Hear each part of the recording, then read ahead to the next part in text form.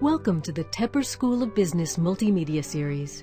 For more information on the Tepper School at Carnegie Mellon, please visit us at www.tepper.cmu.edu/multimedia. And now, here's your selected video.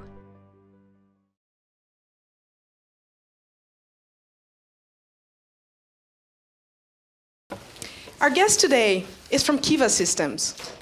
Kiva is a leading innovator of material handling technologies and was acquired by Amazon almost exactly a year ago. I had the opportunity of doing my summer internship at Amazon and worked closely with Kiva during the summer. On the second day of my internship, my manager asked me to join him on a conference call. I didn't know who was on the call, and I had a hard time keeping up with the speakers. One of them was making a lot of sharp questions and made quite an impression on me. After the call, I learned that that person was Amy Villeneuve, the president and CEO of Kiva Systems. I had the privilege of meeting with Amy a couple weeks later at her Boston office. She personally greeted my team at the door and showed amazing hospitality. During the weeks I spent in Boston, I witnessed Amy's care for her clients, her staff, as well as the people on the production floor. I learned so much from Amy's leadership style, from her expertise in business and technology, that I really wanted her to come here and share her experiences with my classmates. I did not hesitate to ask her, and I'm grateful she accepted the invitation. Let me tell you a little bit more about Amy's background. Amy has a Master's of Science degree as well as an MBA from the Harvard Business School. She has 24 years of experience in corporate strategy, business development, operations, and client management. Prior to joining Kiva, Amy spent 13 years in various leadership roles within the automotive industry and also served as a consultant. On behalf of TWIB and the BNT Club, I am honored and privileged to introduce you to Amy today. Please join me with a warm Tepper welcome for Amy Villeneuve.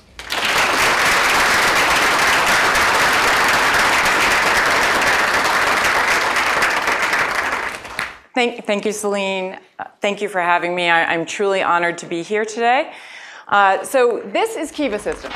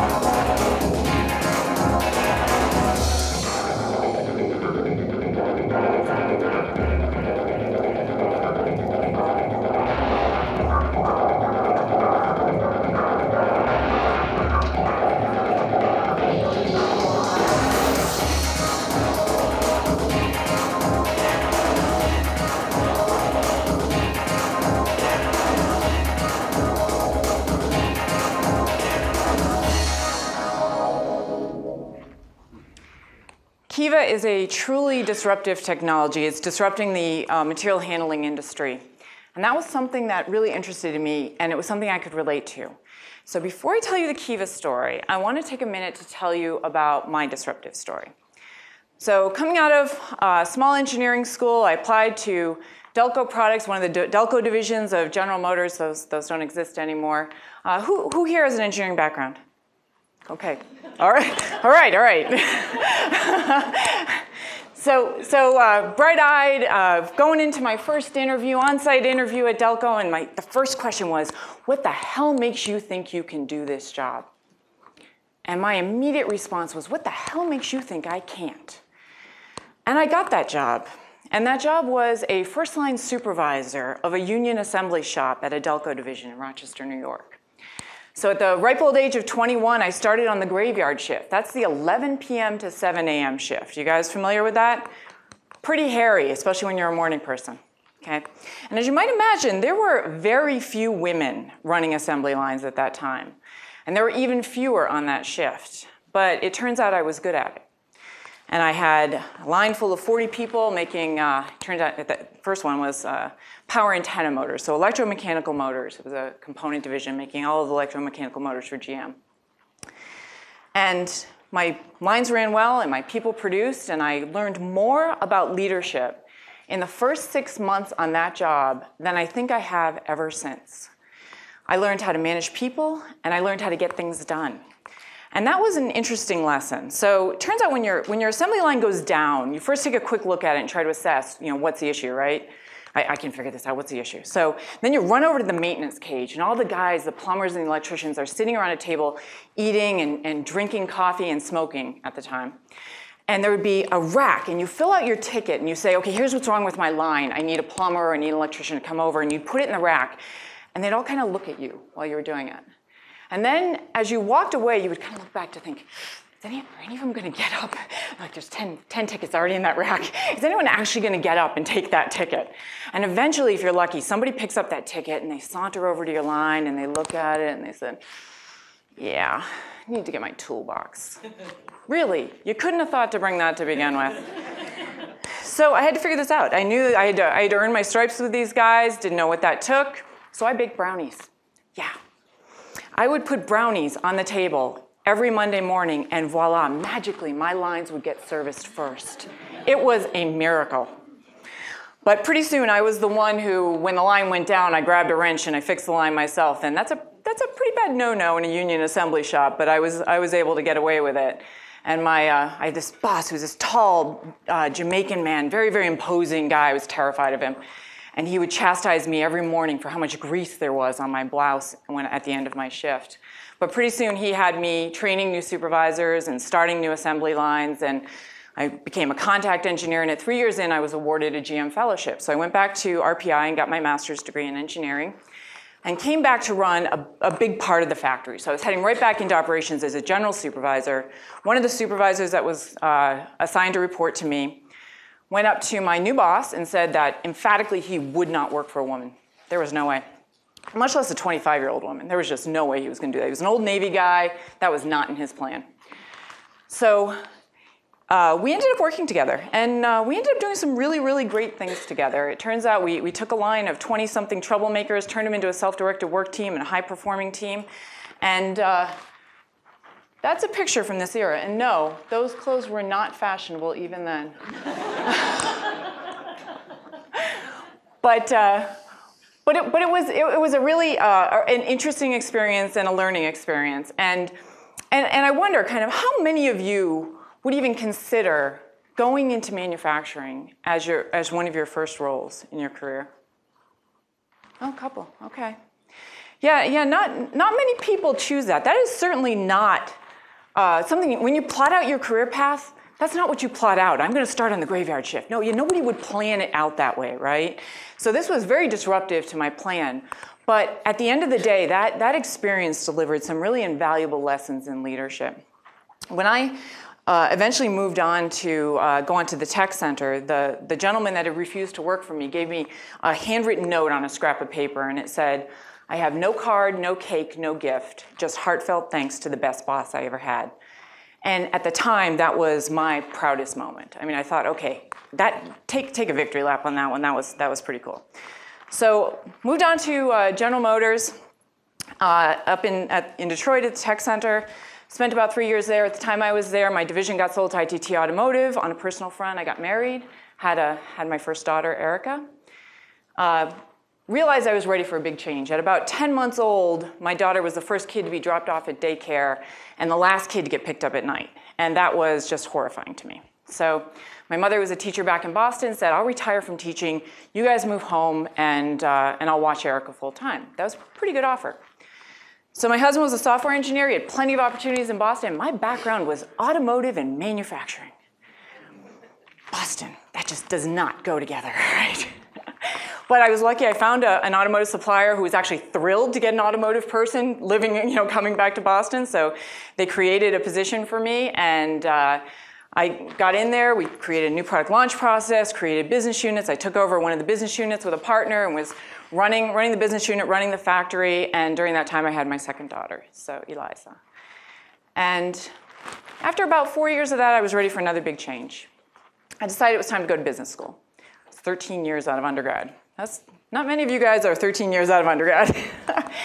But for me, it was, this was the right time for me. I was going to rebrand myself, kind of move away from that automotive and manufacturing background, and it was time to go to business school.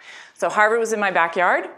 Sent in an application, got an interview. The interviewer asked me why I would want to leave that job, which is a job that most MBAs would aspire to go back to business school. But for me, it was, I trusted my gut. It was the right thing to do. But a very valid question at the time, but it was the right thing to do. So in 1 month, I resigned from my job. I sold my house, divorced my husband, moved into the basement of the house I grew up in, and started Harvard Business School with a 2-year-old and a 4-year-old as a single mom.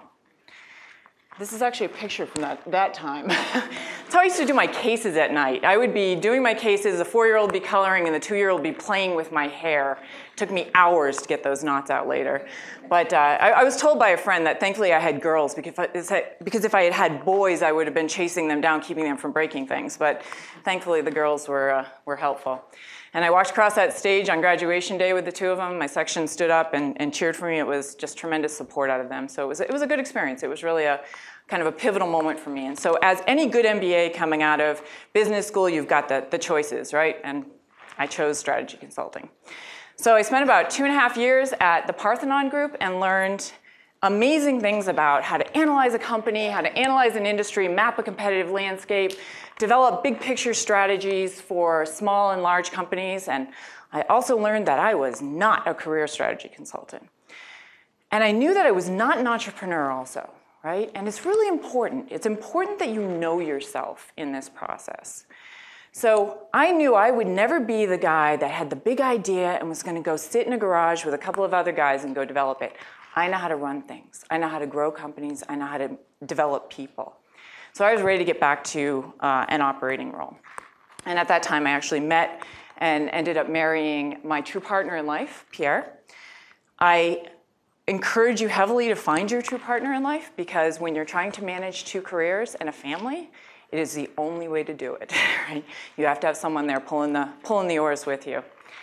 So left Parthenon, went on, met the owners of Cross Country Automotive Services. They were excited to meet me, created a position for me, and they created a VP of strategy position. So I joined this small privately held company. It was automotive services, and we reorganized the company. We created market-facing product teams, and I took over the largest team. I took over automotive. You see how well I did at rebranding myself right there. But took over the automotive market, and we went out and turned that industry upside down. We ended up moving from 20% market share to 93% market share within 3 years for our product area. At that point, I was tasked with going to develop a connected vehicle solution, telematics, so voice and data coming in and out of the vehicle. Hired a small team. We hit Asia and targeted Hyundai. That was interesting. That was a really new experience for me. The whole selling in Asia was very different for me, but it was a great experience. So got out there. We ended up winning Hyundai, and what that did was it actually cut our competitor's asking price in half. We swooped in and bought a competitor. At that point, I had a whole new set of skills. Right? I had the market-facing side of the business. I was out there selling, as well as the merger and ultimate integration of that company. We had, at that point, the rest of the business units were loaded underneath me, and I was being groomed to be the CEO. So here I was. It was an exciting time. We had more than doubled the company, and I was going to be the next CEO. And out of the blue comes a conversation on a plane, which led to a conversation with Bain Capital Ventures. And I thought, oh, I'm supposed to be a good networker, right? I went to HBS. I'm supposed to network. That's what we do, right? No, but I'll do it. I'll network. So I took the meeting with Bain, and they introduced me to Mick Mounts and Kiva Systems. And the moment I saw the product, I was hooked. I looked at it and I said, I get that product. That makes complete sense to me, and I can sell that product. That is very, very cool. Mick and I connected. Turned out we had extremely complementary skill sets. And they were looking to create a president and COO role. And I was super impressed with all that he had done. The company that he had created, they were starting to penetrate the material handling industry, and it was truly a startup. It was a very small company. So here I was, faced with this challenge, right? And how do you think about this, right? Here I am. I'm going to be the CEO, #1 in charge, of a $400 million company that I knew everything about, that I had helped build. And then my choice was to go jump from that, take myself completely out of my comfort zone, to be the second in command at the age of 45 to a CEO of a $35 million company. How do you even think through the pros and cons of that? It was a big choice. That was a huge inflection point. Well, I took the leap, made a bold move, shocked a whole lot of people in the process, and jumped from cross-country over to Kiva, and quite frankly, have never looked back. Kiva, everything about Kiva, what I was to do there, everything I had done in my life came together at Kiva. It was strategy, it was operations, it's growth and people and business development and team development, and then ultimately acquisition and integration into the largest retailer in the world, Amazon. So very, very exciting story and an exciting challenge to take on. So one that I did gladly. Now, why is Kiva so disruptive? Well, it turns out that pick, pack, and ship is really difficult. This is kind of like Where's Waldo? It's find the pick worker, right? So you see the pick worker in the center here, and they're walking up and down the aisles, dragging a cart, putting the order together. For over a century, material handling has been big bolted down machinery like conveyors or people walking miles and miles doing this non-value added walking activity. And Kiva revolutionized all of that. Very, very innovative in terms of goods demand. So the concept was very simple. And this is how Mick Mounts, who founded the company, went out and sold the concept. He said, what if you stood there and the product appeared in your hand? How would that be? The reason he took that approach was because his first approach was to say to retailers, what if you had a whole center full of mobile robots? And that didn't work so well. So after they got up from laughing, he said, no, wait, let me try this approach. What if you put your hand out and it just appeared? This poor guy will never live this video down. He's our head of marketing, people there. So, just one second. So this is Kiva in action. This is a Chambersburg facility in Pennsylvania for Staples. And it's 30,000 SKUs of red, yellow, and green Post-it notes riding around on mobile shelving units. The robots, so the orders drop into the station. You place an order online, you're an office manager or you're at your home, you place an order online, the orders drop into the stations, the robots go out, pick up the shelves, and bring the shelves to the pick worker. So the pick worker does the value-added activity. We keep the human in the loop to pick the product, look at the product, is it the right product, is it high quality, has it damaged in any manner, and then put it in the correct box. So they pick the product, the laser points at what product to pick, they pick it, scan it, the light lights up on what order to put it in, they put it in that order, and then when that order is full, they ultimately push that back onto a conveyor which heads out to shipping. So it's a new approach to order fulfillment. Kiva has a very complete solution. So we deliver the whole thing. It's the whole system. We do the design up front. We determine based on the flow and the work elements at every station, what does this system for your particular needs, Mr. Retailer, what does this system look like? And it comes together through very intricate software, through mobile robots, drive units, through the stations and the portable shelving units, and then the robots speak to the central server via Wi-Fi. And the cool part is, we like to say you can convey lipsticks to hockey sticks. So in traditional conveyor type systems, if you have something that's bigger than a certain size, you can't convey it. So it's called non-conveyable. And there are buildings that are non-sort buildings because they can't be conveyed and you have to handle those products differently. Well, within Kiva, you just put a different set of shelving units in there. You can handle pretty much any product whatsoever. So we were founded in 2003. Mick actually started the company, or tried to found the company out in Sand Hill Road out in California. They weren't so interested in manufacturing-based product at the time, so we moved back to Boston and started the company in Boston. Bain Capital Ventures came on as the lead investor. Meekum Becker was involved in this as well, and Staples became our first client in 2006. Today, we have sites in the US, Canada, UK, and we were named the largest, or the fastest growing company, number 6 fastest growing company in 2009. And then last year, we were voted number 23rd most innovative company. I will note that Amazon was voted number 4 in this category. We were really psyched to even be on the same list as Amazon, considering especially how tiny we were at the time. So the other cool part about Kiva is we can do something no conveyor company can do. We can move an entire warehouse in 48 hours. This is the Quidsy, which is diapers.com. This is the warehouse they're moving from, and they're moving 15 miles down the road to a bigger facility. So you'll see the split panel with the two of them.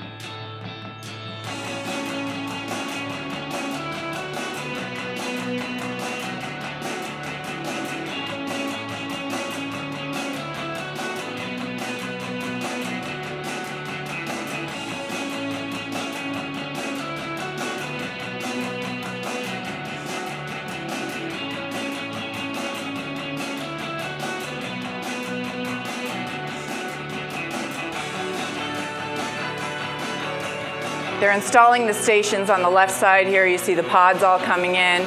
You'll see the robot show up.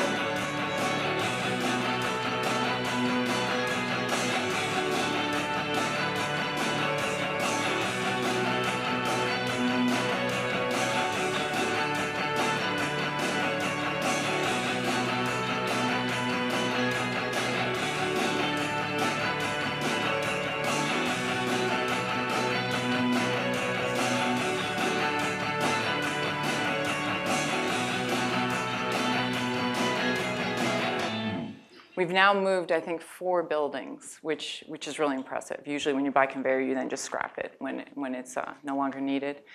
So it's been a wild ride. I joined in 2010. In 2010, we grew at 133%. In 2011, we passed $100 million in revenue and turned a profit for the first time. And in 2012, we got bought by Amazon for $775 million, which was a huge, very exciting event for us. So if I can pass on any lessons from my career so far, I would say, when you think about plotting out your path forward, manage your career. Always look for those points, those pivot points, right? Where is it that new information is coming and that I need to pivot? Don't manage your career too tightly. Be ready to pivot when your gut tells you the time is right. And if you're in your comfort zone, move on. That's actually non-intuitive, right? If you are feeling super comfortable in your role, move on. That you're not being challenged anymore. So think about that as you get to that point in your career. And it's okay to make mistakes, right? You're going to learn from those mistakes. So it's okay to get out there and put yourself out of your comfort zone and try something new and make those mistakes. But at the end of the day, deliver results. You got to put the marks on the board, and that's how you can move from place to place. Is that you get in there and you put the marks on the board. And then on a personal front, I would say 3 things. Appreciate your parents. Love your children even when you are exhausted. And find your partner. So I wish you a very exciting career. And on that note, I encourage you to go look at the Kiva website and the Amazon website. 2 very innovative companies. Kiva has managed to remain edgy and startup-y despite the fact that we're growing so fast. We've hired 120 people since last May. We're growing incredibly fast, but a lot of roles posted on the website. Go take a look, and I will be happy to take questions.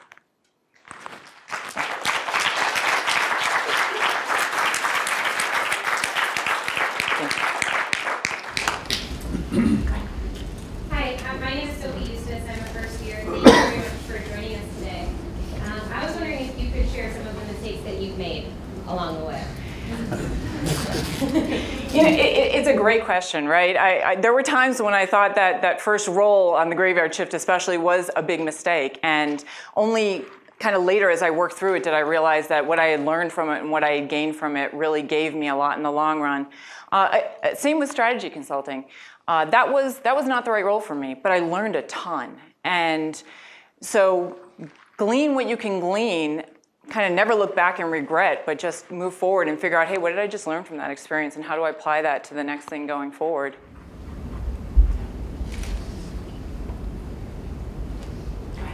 I'm Laura Weinberg, here.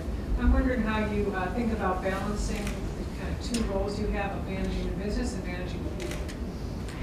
Yeah, so I think as we get into the more senior level positions, the majority of what we do every day is all around people, right? It's around finding the right people, empowering them, giving the tools for them to do their job. So those softer skills around how to manage people, how to get them excited about what they're doing, how to develop them, how to help them grow, because you want them to also feel like they are moving forward and happy to be there and happy to learn new things. So I do spend a lot of time on the thinking about the people in the organization, thinking about how to develop and retain those people.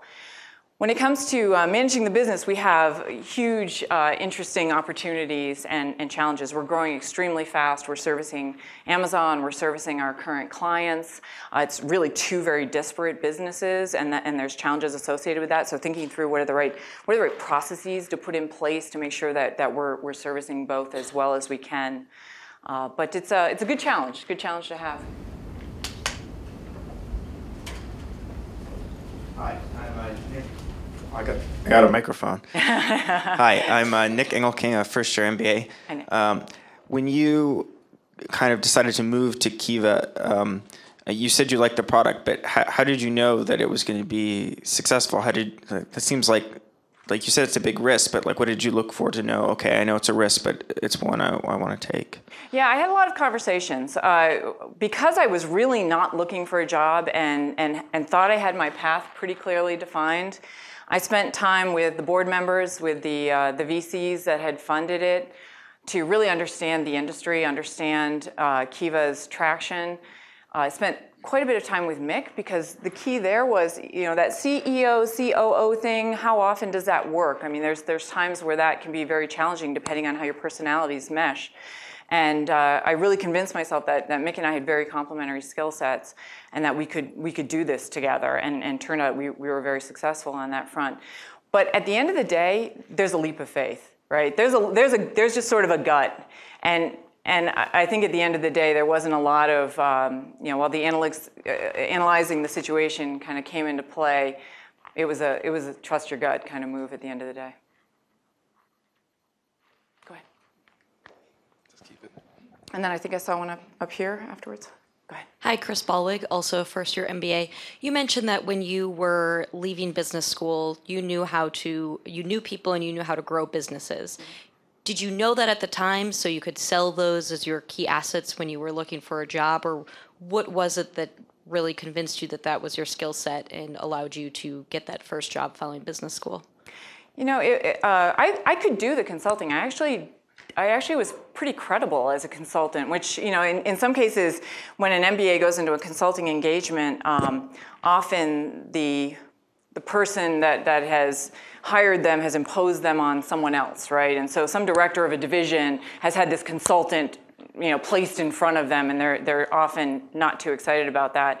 But I could sit in front of that person and say, well, when I ran a factory, and when I ran a business unit, and when I did this, and so I was able to get a lot of credibility from that. And from an analytics perspective, I was able to handle that as well. I just didn't love it. It didn't make me excited every day. And I knew that manufacturing was something that was kind of in my blood, and it was sort of the excitement of producing something on a daily basis was something that I really, really enjoyed, and it just was. It was just an excitement thing. You just kind of judge your own passion. Did you have it or not? And then when you have passion and you go to sell yourself, that passion comes through, right? So the more you feel, and when you think about companies, that's actually something really important to think about is, are you excited about the product? Are you excited about the company? Do you have genuine passion around what you'll be doing every day? And sometimes you really don't know because you're just kind of getting to know the company. But the more passion you can kind of summon up and feel, the happier you're going to be. Because at the end of the day, you really want to be happy with what you do, right? You work a lot of hours. Okay, go ahead. Bob and Robert, here as well. I've enjoyed hearing you talk about going from the gut, right? Yeah. Intuition and gut level decisions. On the other hand, I'm sure there's a lot of very data-driven decisions that you have to make as well. How do you decide when to go with the numbers, when to go with your gut? Not just in life, but in managing a business. I think with managing a business, often you're going with the numbers. It starts with the numbers, and then when you can't analyze everything, because you don't always come up with an easy solution, right? There's, you miss the days of math when the one answer came out at the end of the day and you could just check it off because it was right. Business isn't really like that, right? There's, in many cases, there's no right solution, and you just have to figure out the pros and cons and line them up and figure out. And often, through discussion and through leveraging your team and getting different perspectives, I'm a huge believer in surround yourself with people that have differing perspectives. If they all think like you, you're really not gonna you're not gonna get much farther along as a company. So you want to make sure you get a lot of good perspectives out there. And then sometimes at the end of the day, when there is no right answer, there's a gut feeling. Go ahead. Hi, my name is Konstantinos. I'm a second year. I would just like to ask, during that moment when you had to make the choice between becoming the CEO of that other company or moving to Kiva, do you think you would have taken that leap of faith if you hadn't had the other offer, plus, the financial security that comes with the years of professional experience and kind of this safety net behind you that will allow you to take this leap of faith? So I think that's a very good question, and I think the difference between, or one of the things that characterizes a true entrepreneur is that they have a much higher tolerance for risk, despite the evidence around you, right? Despite the lack of a bank account, despite all of that. And I know I'm not an entrepreneur, so having earned a good living, having had a safety net, at the time. My husband was actually starting a company. Also, he had started 3 companies. He runs a little private equity firm now. He's bought a couple of companies, and he was sort of in the midst of starting that private equity firm during this time. So his future wasn't super certain on how that was all going to work out. But so there was a little bit of a leap of faith. But yeah, we certainly had enough confidence in ourselves and also enough in the bank account to realize that we could take that risk. Now, I will say that Mick, when he started Kiva, literally emptied his bank account and slept on people's couches for over a year while he created this product. At the end of the day, Mick only raised $33 million for Kiva. That is just about unheard of. I mean, really did a brilliant, brilliant job on that. Go ahead. I'm Jeremy. I'm a second year as well. You've talked a bit about your family and your career. I just wanted to get any insights that you have on just that balance and how you came up with that balance. So you really do need support. You need a support structure if you're going to do 2 high-powered careers in a family.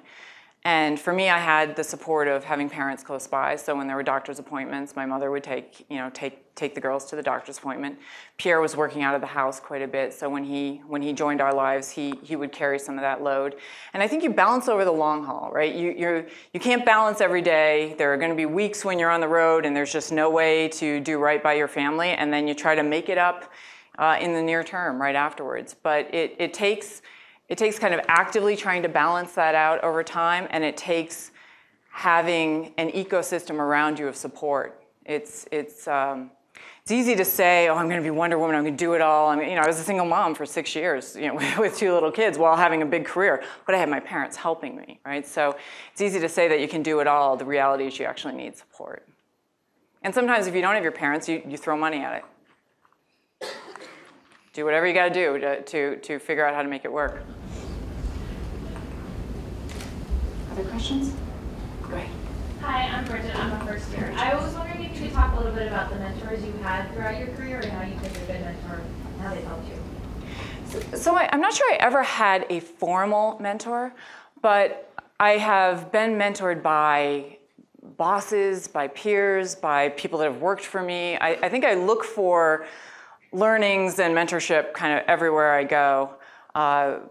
When I was at Cross Country, my boss, Mike Saxton, was just a tremendous person to work with. He was one of those guys who he'd let you run your own show. He'd let you get out there and kind of make mistakes, but when you needed to just bounce something off him, he was always there to bounce it off of and brought some really good, relevant, actionable thinking to the situation. So he was a tremendous resource.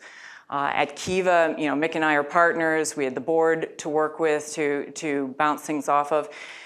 I think in the early years, mentoring is sometimes about talking about career advice and sometimes talking about specific situations. What do I do in this kind of situation? And you do have to find people that you're comfortable bouncing things off of, right? If you're trying to solve the problem completely on your own, that's not always the best way to do it. So find people you're comfortable with too, and whether that person ultimately becomes a mentor, then so much the better. But keep in touch with those people throughout the years and keep those relationships. You'll find that you may be mentoring them at some point also. That's something I look forward to doing more of, quite frankly. As I look back at my career, I think, oh, I've learned a few things, and those lessons might be helpful to someone else. I don't know. It'd be nice to do a little bit more mentoring as I go forward. My name is Michelle. I'm a first-year student, and I'm curious. You've been at Kiva now for a couple of years. 3 years, almost 3 years. Yeah. Do you think you're going to get to your comfort zone? And if so, what do you think you're going to be looking for next step? That's a great question. So we were really, before Amazon, we were really on this massive growth trajectory and figuring out how to scale the company, scale it from kind of all aspects. We have a very high touch model where we get in there and we work with a client right from the beginning all the way through to ongoing support. So we're their partner over the long haul. It's not a short, quick get in, set the system up, and get out. And so thinking about how does that model scale, right? How do you do 1 a week deployments? How do you do 10 new clients a month, both in terms of the design process, the selling process, the support process? All of that was a huge challenge. How do you become predictable? We were going to go down an IPO path, right? How are you able to, with this big capital expense, lumpy revenue kind of model, how do you meet or beat expectations with the street? So you're thinking through how we could be a public company and how fast could we be a public company, and going through that process when Amazon kind of swooped in to buy us. And now with Amazon, it's how do we make this a super successful acquisition for Amazon? How do we continue to support and grow our current client base and run those kind of 2 sort of separate businesses as we go forward while we're growing super fast? We hired 120 people since last May. And as part of that also, how do you not negatively impact your culture when you're hiring people that fast? That's something that we've thought about and talked about and worked on a lot, is trying to make sure that you keep that hiring bar high and that you always work to make sure that you're attracting and retaining the best talent and keeping your culture in the process. Because we want to be, even though we're getting big, we're 399 people as of yesterday, we still want to be that edgy startup, right? With passion and excitement and kind of we're all on this mission together to go transform and disrupt this industry. So that still lives within Kiva. So I'm not in my comfort zone yet. And when I am, I will move on and do something else. Anybody else? In the back? Hi, can you just talk about how you knew that Amazon was the right fit for you as an acquisition, especially when you were heading towards the IPO route? That's a great question. So these things take on a life of their own, right? In some cases. We had tried to sell to Amazon for a number of years, and I think Amazon just decided that, no, we don't want to buy just a couple of robots from you. We'll buy the whole company. And when you take on venture capital funding, you lose some control over the company, right? And when Amazon comes in with an offer that compelling, there's not a lot of people that would say no to that offer, right? Not on the Kiva side, because we were all owners, and also not on our investors' side. That was an offer that was pretty compelling. And then you have to get into the details of, are we a good fit? But it starts rolling down the track pretty fast. And in the end, we were very excited about it because it's a tremendous use for our technology. Hi, I'm Amanda. I'm a first year. I'm curious, how has your role changed with merging into Amazon, and what have you been working on specifically differently from prior to that? I mean, my role has changed somewhat, right? We report in through operations at Amazon and talk to those guys all the time. The integration is going very well, and so that aspect is new. But basically, we're still running the company. We're still growing the company, hiring people, developing new solutions, developing new software, hardware, and taking care of and servicing and expanding systems for our current clients. So some of the aspects have really remained the same. It's just sort of a new, instead of dealing with a board of directors now, you're dealing with a new parent company.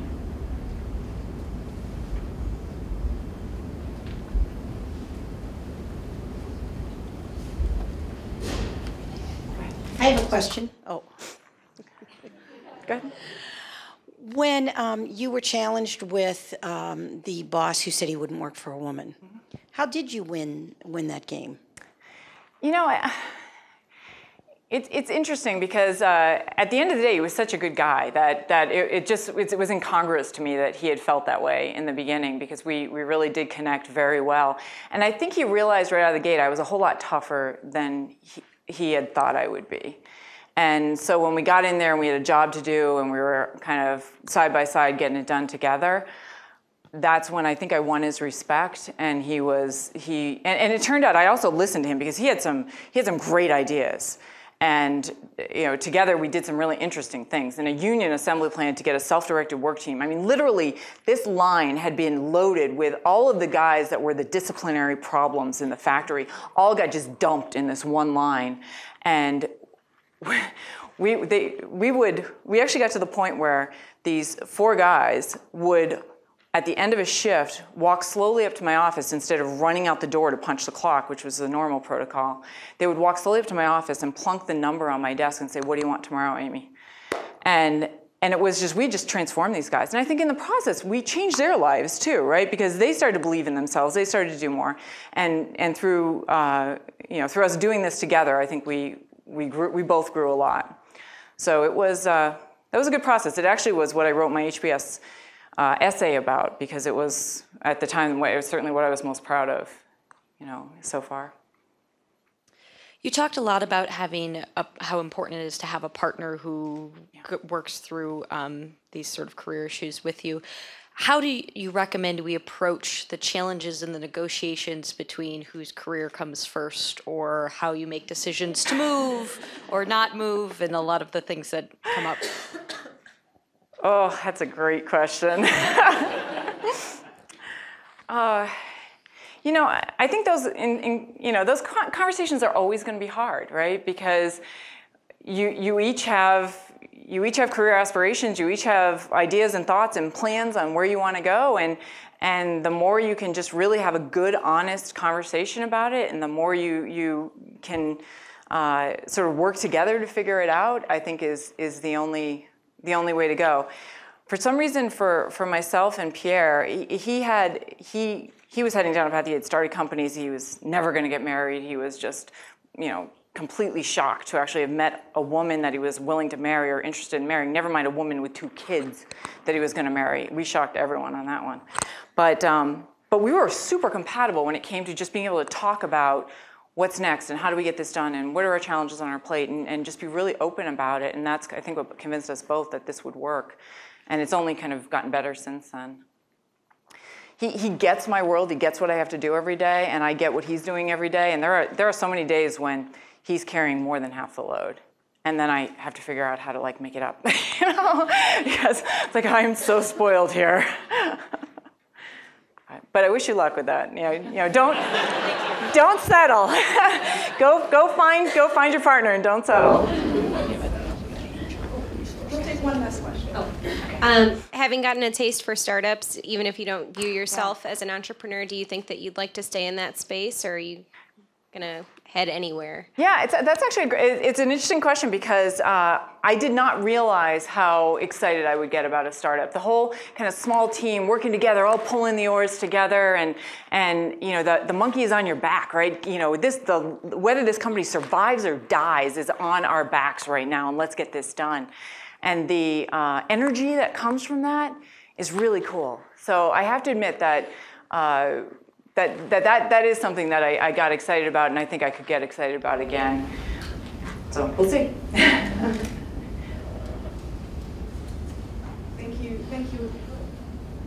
Thank you, Amy. Well, I'd like to thank everybody for coming here. today and Amy for her time. So join me. Thank you. No, thanks everyone.